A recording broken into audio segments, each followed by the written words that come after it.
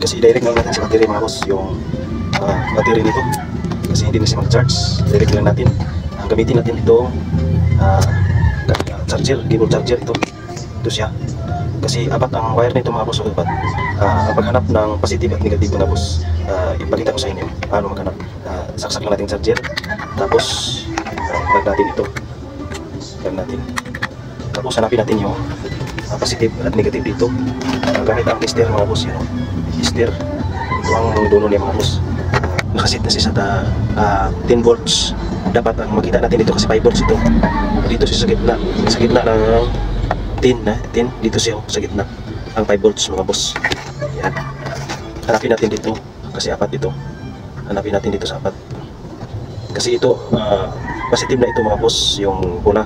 Tapos hanapin natin ang negative sa tatlong ito. Ito. Tingnan natin sa tester mga boss. Tester yan. Tester. I-test natin yung green muna. Walang anong tester natin mga boss sa green. Sa puti. Wala rin. Itong itim mga boss. Yan. Kita nyo mga boss. Nasa gitna siya. Yan o. Sa gitna.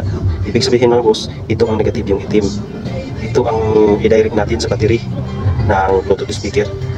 Yan lang mga boss ang maghanap sa charger. Cable charger. Ito nakita na natin mga boss. Upload na